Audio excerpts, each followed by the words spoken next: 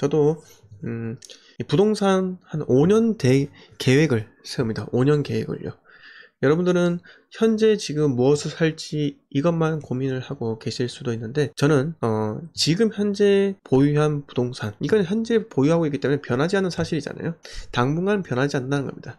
이거의 매도 계획은 어차피 시장 흐름에 따라서 매도 계획을 세우는 것이고요. 그 다음에 앞으로 내가 더 잘해야지 더 큰 수익을 창출할 수 있기 때문에 5년 정도의 계획을 계속해서 세우는 걸 추천을 드려요. 이게 뭐 주식이냐, 이게 뭐 5년 대계획이라 하니 뭐 정부 예산 편성하냐, 그게 아니고요. 저도 큰 흐름을 설정해놔야지 제 방향성을 유지할 수 있다는 겁니다. 네. 입주 물량은 전국이 다 달라요. 다 다릅니다.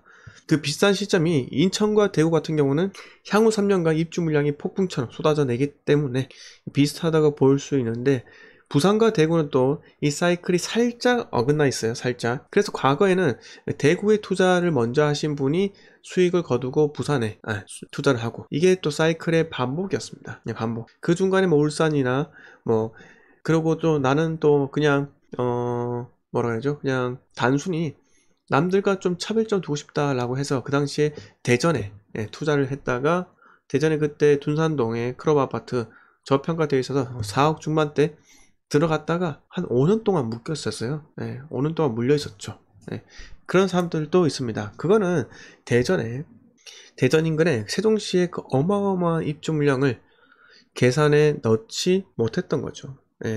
그렇기 때문에 우리는 항상 부동산은 현재 좋은 것만 보는 것이 아니라 2, 3년 후 그리고 5년 뒤 이 지역이 어떻게 변화할지, 즉 뭐 도로나 철도 이런 거는 재미로라도 한번 보시기 바랍니다. 그래서 제가 드리고 싶은 말씀은, 여러분들 무조건 지금 이 시점에 좋아 보이는 것, 그거는요 누구나 다 아는 사실이고요, 누구나 다 느끼는 거예요. 그러면 여러분들께서 누구나 다 그 좋아 보이는 것을 매수하기 위해서는 출혈 경쟁을 할 수밖에 없는 거예요. 자, 무작정 저평가된 곳에 들어가라는 것이 아니에요.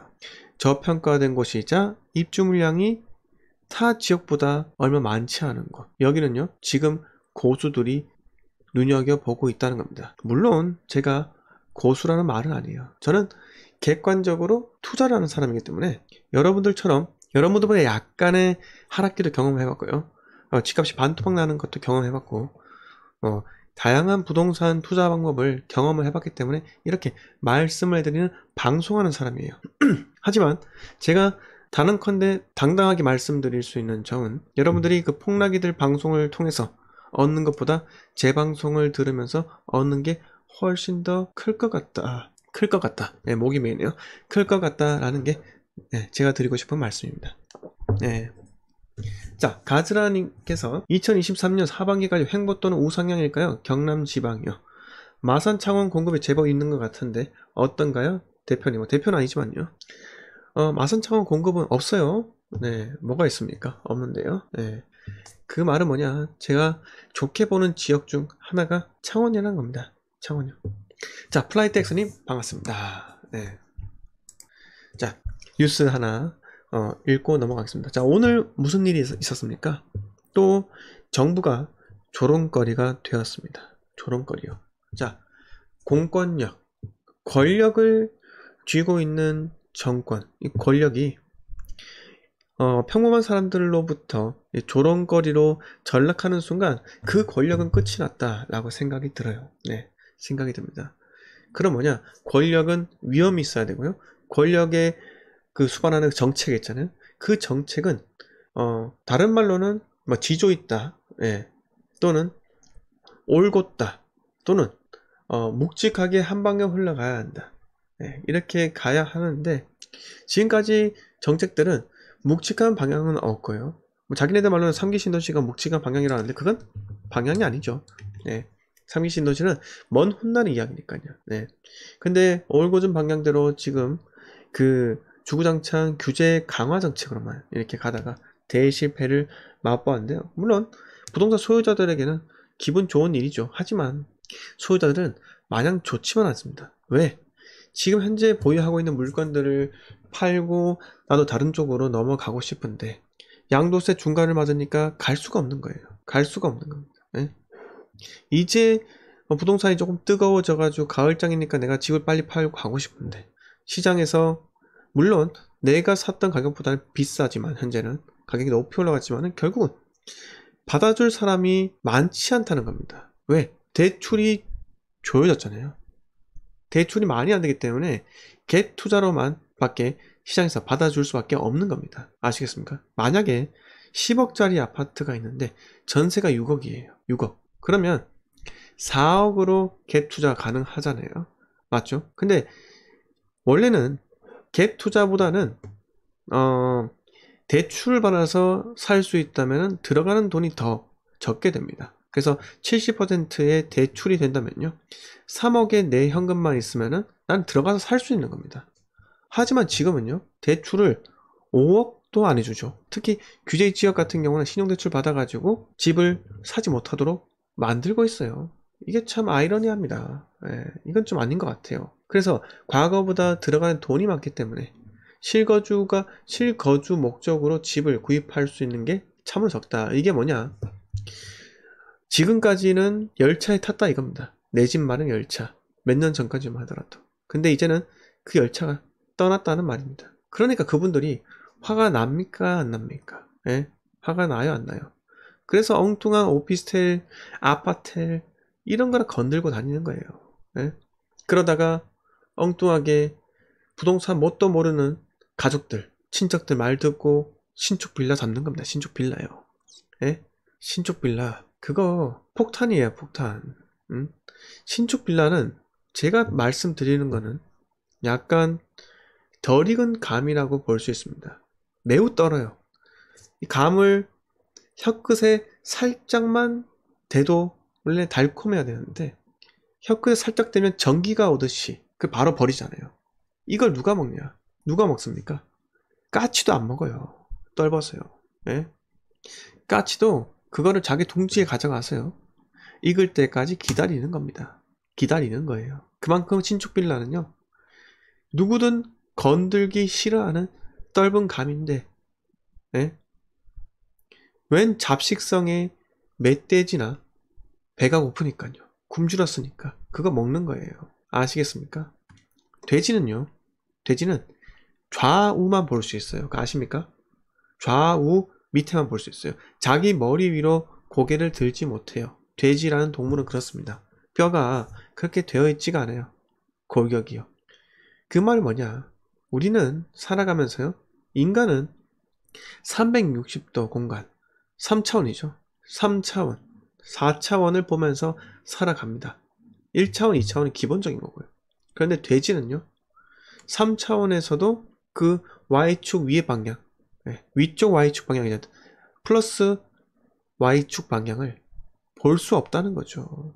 그러니까 좌우 앞만 보고 덤비는 거예요. 앞만 보고 이게 감이 떫은지 안 떫은지 그거 모르고 그냥 먹는다니까요. 그게 신축 빌라입니다. 주변에 여러분 혹시나 누가 나 돈이 5천만 원밖에 없는데 빌라 사야겠다 이렇게 생각하는 사람이 있다면요 무조건 말리세요. 무조건 말리시고 차라리 그 돈이면 아파트 오래된 아파트로 괜찮다. 아파트를 사라. 이렇게 조언을 좀 해주셨으면 감사하겠습니다. 제가 왜 방송을 하느냐 유튜브를 통해서요. 왜 방송을 하느냐 이 사회에 중산층이 두텁게 형성이 돼야지 대한민국 경제가 커지는 겁니다. 왜 그러냐 중산층은요 소비를 합니다. 소비를 해요. 소득 하위 계층은요 소비를 할 돈이 없어요. 돈 자체가 없다는 거죠.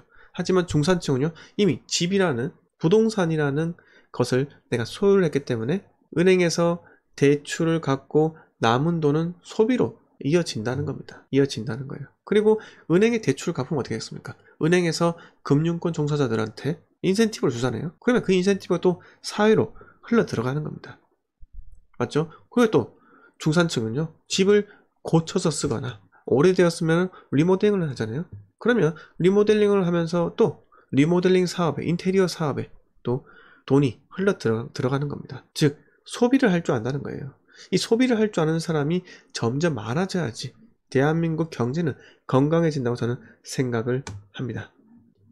자, 로니카님 반갑습니다. 방종규님 반갑습니다. 홍반장님 반갑습니다. 갓TM님 반갑고요. 네, 선율TV님 반갑고요. 네, JJS님 네, 반갑습니다. 김부다님 대단히 반갑습니다. 네. 자, 뉴스 하나 말씀드리고 넘어갈게요. 자, 벌써 5번째 집값 고점 찍었다는 홍남기입니다. 자, 대체 약발 안 먹히자 툭 하면 주장. 네, 폭락을 주장한다는 거죠.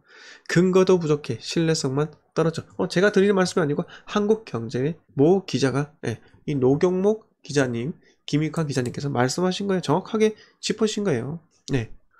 자, 이분께서 오늘 조롱거리가 될 만큼 부동산 가격 떨어진다고 또 발표를 하셨죠.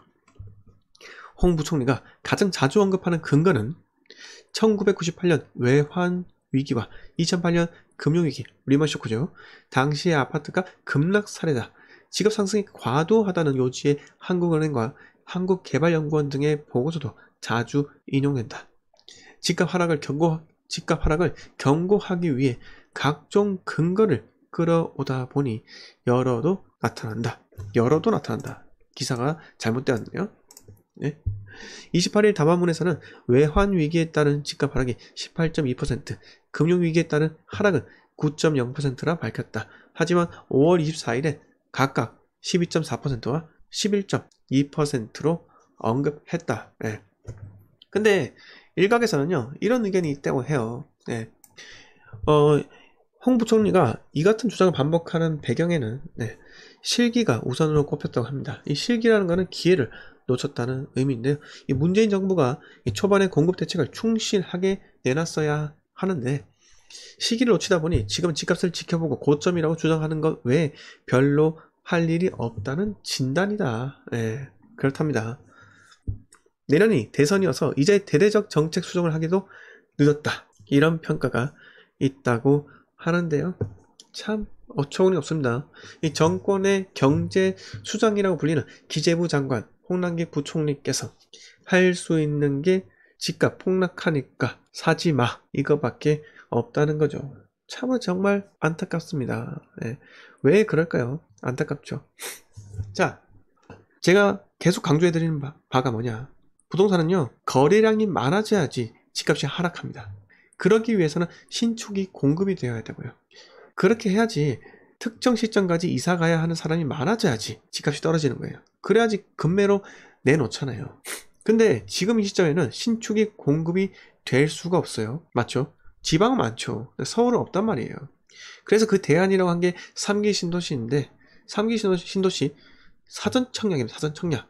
이거 언제 주택으로 공급될지 아무도 몰라요. 아무리 빨라봤자 2025년이나 6년 되어야지 첫 입주가 나올 겁니다. 첫 입주가요. 그럼 뭐냐? 결국은 기존 주택 소유자들의 그 매물들을 시장에 유도를 해야지만 거래량이 증가된다 이겁니다. 그러려면은 특정 시점까지 판다면 양도세, 비과세 해주겠다 이런 당근 정책으로 가지 않는다면 정책은 무조건 실패할 수밖에 없습니다. 자, 제가 그렇게 말씀드리잖아요. 항상 부동산은요, 부동산 시장은 소유자들에게 유리한 방향대로 흘러갈 수밖에 없는 겁니다. 자, 여러분들이 집을 갖고 있잖아요. 근데 여러분들이 불리한 조건에서 집을 팔고 싶으신가요? 절대로 아니죠. 절대로 아닙니다. 네. 나 손해보고 판다. 그거는요, 저처럼 투자를 어느 정도 해본 사람이 손해를 보고 팔 줄 압니다. 손해라도 보고 지금 팔고 다른 더 큰 기회를 잡기 위해서 선택을 할 줄 안다는 거죠. 결정할 줄 안다. 근데 대다수의 사람들은 경험이 많지 않기 때문에 손해를 보고 팔기가 어려워요. 그럼 뭐냐, 상황이 나한테 유리하게 바뀔 때까지 기다린다 이겁니다. 기다린다.